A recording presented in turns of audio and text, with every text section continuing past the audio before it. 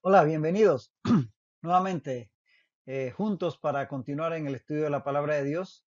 De verdad que es un placer siempre podernos acercar a la escritura y poder ver en ella la voluntad y la revelación de Dios para nuestras vidas.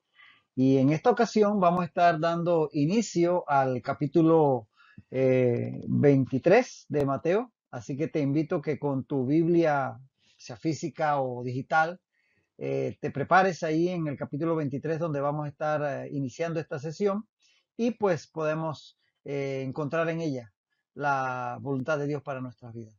Oramos e iniciamos. Señor, te alabamos y te bendecimos. Dios, gracias te damos por la oportunidad de conocerte cada día más. Señor, que tu Espíritu Santo nos guíe a través de tu palabra y que la podamos vivir, Señor. Te lo pedimos en el nombre de Jesús. Amén. Mateo 23. Mateo 23, ahí listos para dar inicio a este nuevo capítulo. Y vamos, antes que todo, a ver un bosquejo del contenido del mismo. Veamos. Es un capítulo con la extensión bastante similar a los anteriores, pero está dividido básicamente en dos grandes secciones. En una que tiene que ver con un discurso extenso en donde Jesús va a acusar a los escribas y fariseos de todas las faltas que estos eran culpables. Entonces Jesús acusa a los escribas y fariseos y eso lo vamos a ver desde el versículo 1 al 36. Casi la mayor parte de todo el capítulo es un solo versículo, es un solo discurso, perdón, de parte de Jesús haciendo acusación de escribas y fariseos y sus faltas. Y la otra porción es el lamento de Jesús sobre Jerusalén. Ya ese es un enfoque un poquito escatológico sobre las cosas que sobrevendrían sobre Jerusalén, y eso está al final del capítulo en los versículos 37 al 39. Son dos los grandes temas, pero obviamente que por lo menos el primero, donde Jesús acusa a los escribas y fariseos, lo iremos dividiendo en secciones para poder hacer un estudio más detallado del mismo. Entonces vamos a iniciar con la primera porción de este capítulo 37, así que comencemos allí. En primera instancia, los versículos 1 al 7. Mateo 23, 1 al 7, como siempre, te doy los pasajes o textos paralelos de los otros sinópticos con respecto a este, y es bueno que lo anotes y tú hagas luego tu propio estudio, tu propia comparación. En cuanto a Mateo 23, 1 al 7, los textos paralelos son Marcos 12, 38 al 39, Marcos 12, 38 al 39, Lucas 11, 43 al 46, Lucas 11, 43 al 46 y Lucas 20, 45 al 46. Lucas 20, 45 al 46 contienen porciones de lo que vamos a ver aquí en Mateo 23, 1 al 7. Así que ahí lo tienes, revísalo cuando tengas tiempo y ahora comencemos con el texto que tenemos por delante. Dice así: entonces habló Jesús a la gente y a sus discípulos diciendo: en la cátedra de Moisés se sientan los escribas y los fariseos. Así que todo lo que os digan que guardéis, guardadlo y hacedlo. Mas no hagáis conforme a sus obras, porque dicen y no hacen. Porque atan cargas pesadas y difíciles de llevar, y las ponen sobre los hombros de los hombres, pero ellos ni con un dedo quieren moverlas. Antes hacen todas sus obras para ser vistos por los hombres, pues ensanchan sus filacterias y extienden los flecos de sus mantos, y aman los primeros asientos en las cenas, y las primeras sillas en las sinagogas, y las salutaciones en las plazas, y que los hombres los llamen rabí, rabí.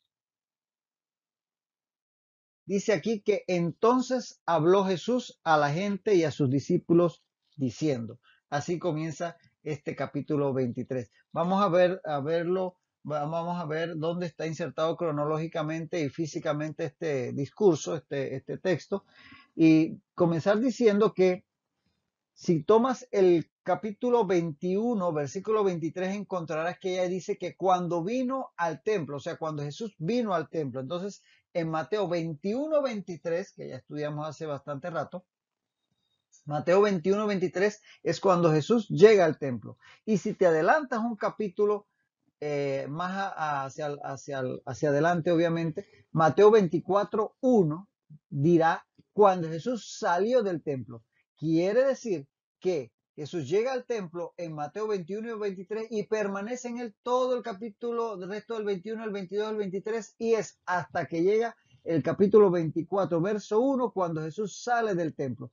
En todo este otro textos, Jesús permanece en el templo, es el día martes, y eso lo hemos puesto en contexto cronológico, y ahí está Jesús en este momento enseñando, para que lo tengamos bien claro. Él sigue en el templo. De hecho, en Marcos 12:35, que en su momento revisamos, cuando Jesús estaba ya en la conversación con los religiosos, dice Marcos 12:35, enseñando a Jesús en el templo. Entonces, Jesús sigue en el templo en este momento donde estamos ubicados en el capítulo 23 de Mateo, para que lo tengamos claro. Y es que todo este pasaje, desde el capítulo 23, verso 2, hasta el 39, vamos a ver un solo discurso de Jesús que en ningún momento es interrumpido por nadie. Es decir, desde que comienza el versículo 2, que Jesús comienza a hablar y lo recoge Mateo, hasta el 39, es solamente Jesús hablando y enseñando en especial sobre estas faltas que no debían ser imitadas de parte de los fariseos y escribas.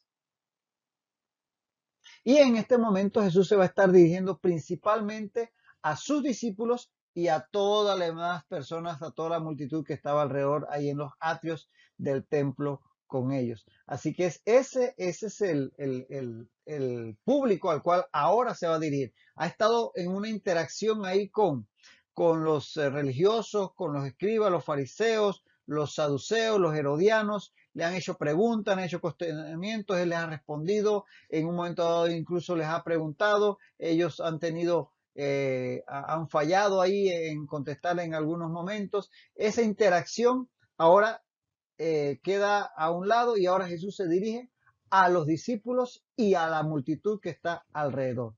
Entonces vemos que hay un cambio en el enfoque de la conversación en cuanto a quién es el principal público en este discurso que vamos a ver en este capítulo 23. Y decir que este va a ser el último discurso que va a dar Jesús en público. Vendrán otros momentos, como vamos a ver, aparte con sus discípulos, por ejemplo, en el Monte de los Olivos, e inclusive una interacción muy personal que lo recoge sobre todo Juan allá en el aposento alto en la última cena. Pero en cuanto a discursos públicos, de estos que él hizo a las multitudes, a las personas que le quisieran escuchar en los lugares abiertos, este es el último discurso que va a pronunciar Jesús en su ministerio. Y en este momento él está en el templo, como decíamos, cuando comienza el capítulo 24, él sale del templo y no volverá más durante su ministerio terrenal al templo de Jerusalén. Volverá un día, sí, volverá cuando venga en su segunda venida, que dice Jeremías que él pondrá sus pies después de haber destruido a sus enemigos en Armagedón. Va a poner sus pies en el monte de los olivos y, según se entiende de la profecía, sobre todo del profeta Ezequiel, entrará por la puerta oriental al templo que habrá sido reconstruido para ese tiempo, según se interpreta pues de los pasajes de la profecía. Pero terrenalmente Jesús va a salir, terminado este discurso, del templo y no va a volver más durante ese ministerio terrenal. Será su última visita al templo de Jerusalén. Y, como decíamos, al finalizar saldrá del templo para no volver al mismo, lo que acabamos de explicar. Ahora, este es uno de los 6 discursos, este que se recoge aquí en el capítulo 23 de Mateo, pues que vamos a estar estudiando, es uno de los 6 discursos que Mateo recoge de Jesús. Mira, te los dejo para que lo puedas tú estudiar por tu cuenta. Está el primero de todos en Mateo 5, 6 y 7. Capítulos 5, 6 y 7 de Mateo está el Sermón del Monte, muy conocido y que estudiamos en su momento. En el capítulo 10 tenemos un discurso que Jesús va a dar sobre todos sus discípulos, preparándolos para esa misión a la cual los envió, la misión de los 12. Eso está en el capítulo 10. El tercero lo vamos a encontrar o lo encontramos en el capítulo 13, donde él prácticamente en ese capítulo 13 se recogen todas esas bellas parábolas que enseñó allá junto al mar de Galilea y que inclusive después aparte en la casa probablemente de Simón Pedro se le explica algunas de ellas a los discípulos, como la del sembrador, la de la red y los peces, etcétera. Eso está en Mateo 13. En Mateo 18 vimos la enseñanza que recoge Mateo en cuanto a las que fueron dirigidas específicamente a los discípulos allá en Capernaum. Eso está en Mateo 18. Aquí en Mateo 23 tenemos las enseñanzas en el templo de Jerusalén, que sobre todo las va a dirigir a exponer las faltas de los escribas y fariseos. Esto es lo que vamos a estar considerando aquí en el capítulo 23. Y habrá un último discurso que recoge Mateo, pero ya no va a ser abierto, sino que va a ser solamente a los discípulos, que es la enseñanza en el Monte de los Olivos, que es una enseñanza de corte principalmente escatológico, donde va a estar enseñando sobre los últimos tiempos y esa vendrá, pero aparte, en el Monte de los Olivos a los discípulos. Son los 6 discursos que Mateo recoge de Jesús y aquí vamos a estar viendo el del capítulo 23, que es el quinto de ellos. Dice, en la cátedra de Moisés, comienza diciendo Jesús, se sientan los escribas y los fariseos. Le dice Jesús a la multitud y a sus discípulos principalmente. Recordar que los escribas eran los maestros y los expositores reconocidos de la escritura. Eran esas personas que se habían especializado primero en copiar la palabra, copiar la ley, copiar todos los textos dados a Moisés y todos estos libros que se consideraban canónicos. Y eso era la labor de los escribas, pero que pasados los siglos, con ese oficio de tener que estar copiando y copiando la escritura, prácticamente la memorizaban y se convertían en expertos en la escritura. Y de allí que terminaron siendo intérpretes de la escritura. Y se convirtieron entonces en aquellos que tenían, como quien dice, ese oficio de interpretar e inclusive escribían interpretaciones que después fueron surgiendo los distintos expertos que interpretaban los pasajes de la palabra y agregaban entonces. Entonces estos eran los escribas y que tenían este oficio tan reconocido en Israel. Ahora, por lo general, los escribas eran fariseos. Para la época de Jesús, recuerden que los fariseos surgen después del tiempo de los macabeos, cuando las luchas en contra de los eh, seleucidas. Entonces, los fariseos surgen ahí y para el tiempo de Jesús, la mayoría de los escribas se habían hecho fariseos, contrario a los saduceos, que eran un poco más liberales. Pero ojo, obviamente, no todo fariseo era escriba, pero la mayoría de los escribas eran fariseos, para que lo tengamos claro. Por eso Jesús siempre hablaba de los escribas y fariseos. Y eran tenidos en alta estima por el pueblo. Eran tenidos en alta estima por el pueblo los escribas y los fariseos. Tanto así, fíjate que había una idea que era muy popular en aquellos días, que la gente creía, eso está registrado en los textos, que la gente creía que aunque solo 2 hombres se salvaran, solo 2 hombres fueran al cielo, uno de esos 2 iba a ser fariseo.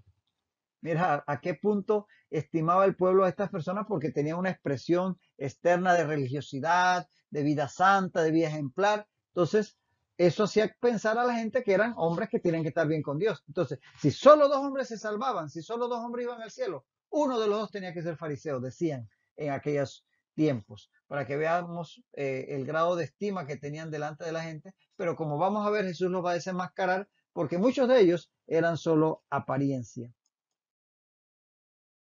Ahora, dice que en la cátedra de Moisés se sientan los escribas y los fariseos. Desde el punto de vista del pensamiento semita, recuerda toda esta cultura semita del Medio Oriente, los judíos eran semitas, descendientes de Sem. Desde el punto de vista del pensamiento semita, quien se sentaba tenía más honor que el que permanecía de pie en una reunión, por ejemplo, en una sinagoga. Entonces, el estar sentado se identificaba en la idea, en el ideario de los pueblos semitas, como algo de una persona honorable. Y mientras que las personas de menos prestigio permanecían de pie en una reunión, obviamente no, cuando no había asientos para todos. Entonces ya el hecho de estar sentados implica un concepto de honorabilidad.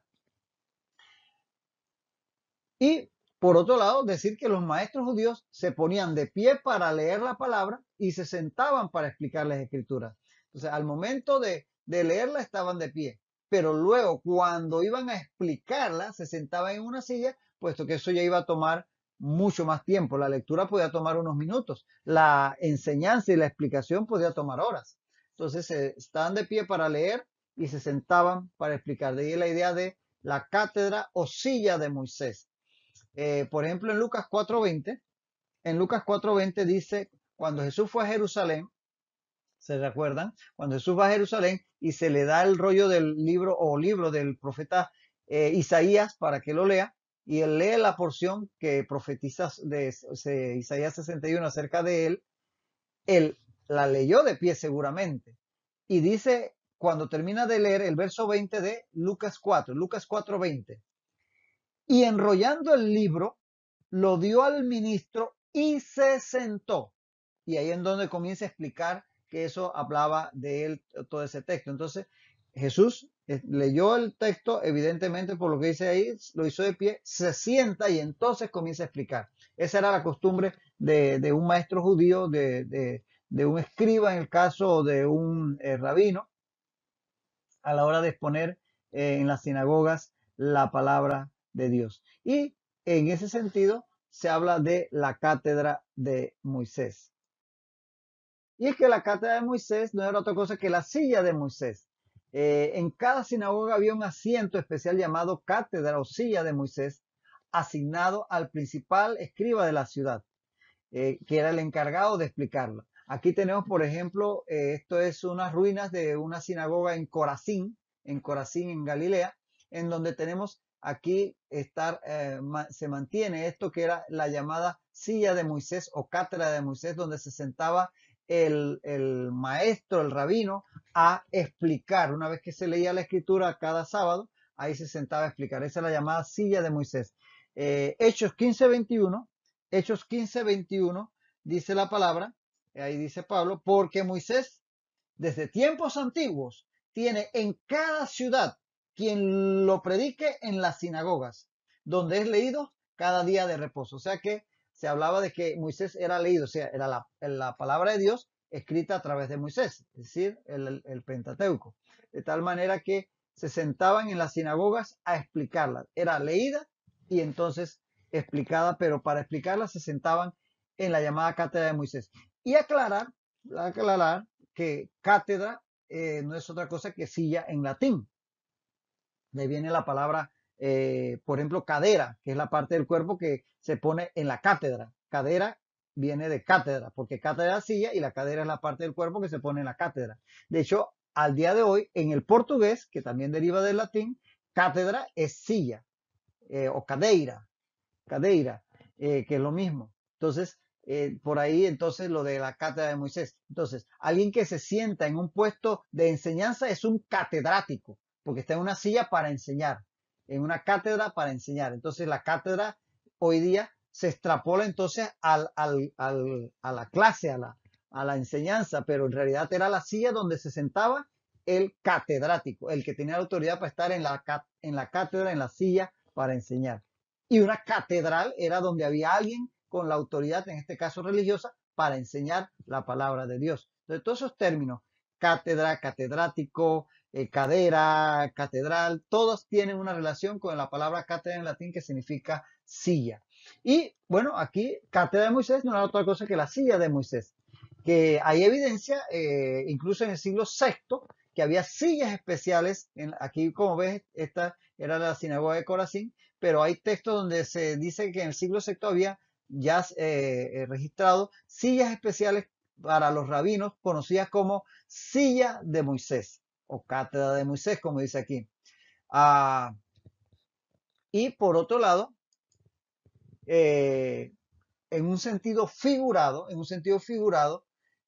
a los escribas y fariseos eh, como cuerpo, es decir, como conjunto, se les podía describir como ocupantes de esta cátedra porque eran los que principalmente llevaban la voz cantante en esto de enseñar la palabra al pueblo. O sea, como que ocupaban la silla de Moisés, aunque sabemos que era uno el que cada sábado ocupaba esa silla, usualmente el principal de la sinagoga, para enseñar, aunque podría un rabino itinerante como lo era Jesús en un momento dado, como fue en Nazaret, y ser invitado a enseñar. Entonces, pero en general, ya en sentido figurado, se podría decir que ellos ocupaban esa silla, puesto que estaban en una posición de enseñanza, que era la función principal que ejercía el que se sentaba en aquella silla. Esa es la idea que está expresando Jesús aquí. Ahora, dijo Matthew Henry, no es el asiento el que honra a la persona, pero hay personas que deshonran el asiento. No es el asiento el que honra a la persona, pero hay personas que deshonran el asiento. Aprovechando para decir que el hecho de que estés en una posición no quiere decir que eso te hace a ti más o menos que otros, pero a veces al estar en una posición, en un cargo específico, ya sea en la iglesia o a nivel secular, pudiera ser que si no cuidamos nuestra conducta estemos deshonrando la posición que nos han entregado o que nos han honrado. Entonces, no es que esa posición me hace más que otros, no es que tengamos que vanagloriarnos porque tengamos un cargo específico, pero ojo que cuidemos de mantener la conducta inherente a quien ocupa ese cargo para no deshonrarlo. ¿Sí se entiende? Dijo Matthew Henry, no es el asiento el que honra a la persona, pero ojo que hay personas que deshonran el asiento. Ahora, por otro lado, el que haya situaciones en donde una persona deshonre el cargo al cual se le encomienda y puede ser en la iglesia, donde ocurra que un ministro pues es encontrado en falta y se torna público. Eso no quiere decir que debamos desechar el cargo. No hay que condenar o abolir un oficio o ministerio por una persona que lo ejerce indignamente. Cosa que muchas veces pasa cuando el mundo se da cuenta de un hombre o una mujer de Dios que falla. Todos estamos expuestos a ese riesgo, pero ciertamente no se fijan que hay miles y miles que cumplen fielmente con su ministerio, pero por uno que falle, que se haga público, entonces le caen a todos y quieren descabezar a todos. Y en realidad no es así. Por uno que falle, no debemos descartar que ese ministerio es necesario, que los ministros de Dios son necesarios igual a otros niveles. Pero pues lo que a nosotros nos atañe, que es en la iglesia, saber que el que haya personas que en un momento dado se comporten indignamente, eso no debe hacer que desacreditemos el oficio o la posición, el ministerio, puesto que hay muchos que lo ejercen de forma correcta. Y son muchos más en el caso de la iglesia del Señor, los que lo hacen dignamente, que las excepciones que lo hacen indignamente y que no deben llevarnos a generalizar y descartar el ministerio por un mal ministro que hayamos conocido. Entonces, aquí entender que el oficio de ellos era enseñar la voluntad de Dios, los escribas, y que como decíamos la mayoría eran fariseos. Su función era enseñar la voluntad de Dios tal como había sido revelada a Moisés. Incluso quienes enseñaban, como tenían que interpretar la ley y muchas veces tenían que ver cómo se aplicaba a una situación en particular, podían prácticamente convertirse en jueces, así como lo había sido Moisés, juzgando al pueblo, puesto que eran los que interpretaban la ley y en un momento dado podían decidir cómo se aplicaba a una situación en particular. Entonces, en cierta forma, eran como sucesores de Moisés en ese sentido, de tal manera que así eran vistos por el pueblo.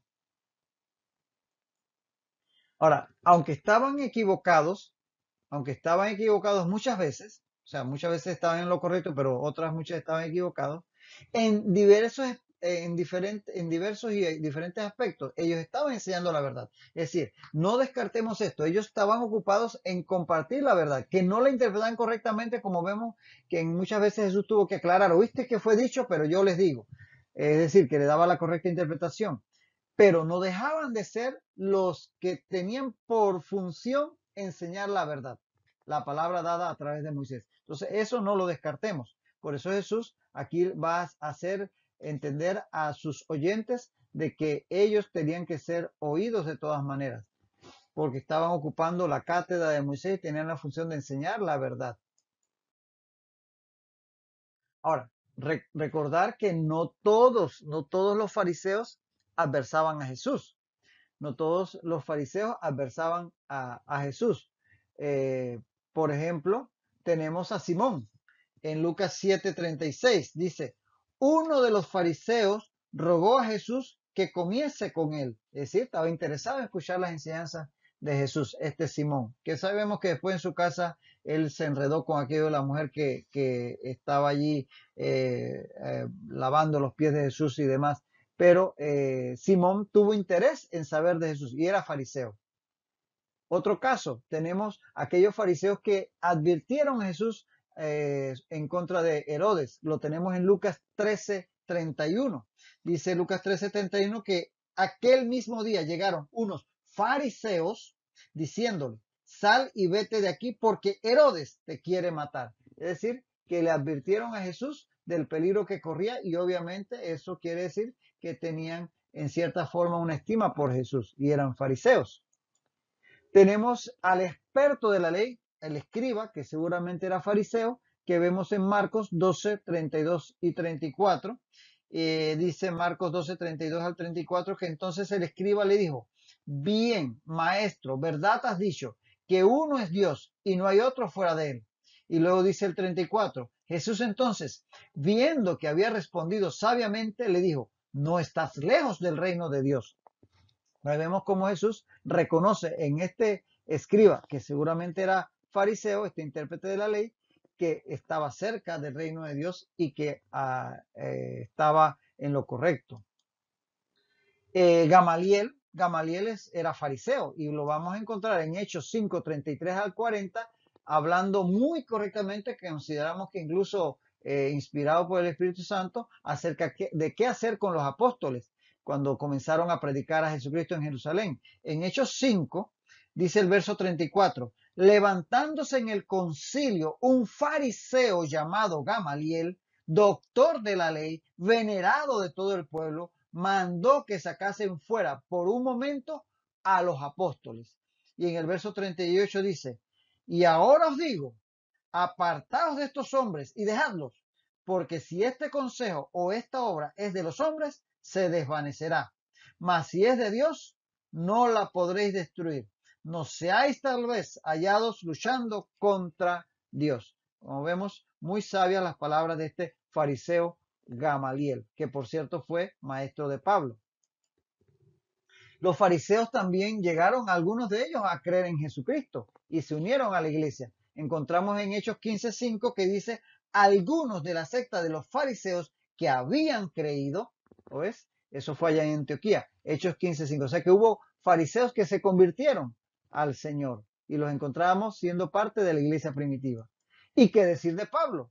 El más grande de los apóstoles, el apóstol a los gentiles. Hechos 26:5 dice, conforme a la más, dice Pablo en Hechos 26:5, desde el principio, conforme a la más rigurosa secta de nuestra religión, viví fariseo. O sea que Pablo era fariseo. Entonces, como vemos, muchos fariseos, o bueno, no sabemos si decir muchos, pero hubo fariseos que fueron creyentes, hubo fariseos que buscaron a Jesús, hubo fariseos que fueron líderes como Pablo, de tal manera que el trasfondo religioso, escucha bien, el trasfondo religioso de una persona no la descarta para el reino de los cielos, ¿viste? El trasfondo religioso de una persona no lo descarta para el reino de los cielos, así que no pienses que porque tal persona viene de tal trasfondo, lo descarta. Aquí vemos fariseos que sí creyeron en Jesús. Y es que los escribas fariseos, si te pones a ver, tenían puntos de vista más bíblicos en cuanto al canon y el contenido de la escritura que otros grupos como los saduceos o los herodianos, por ejemplo,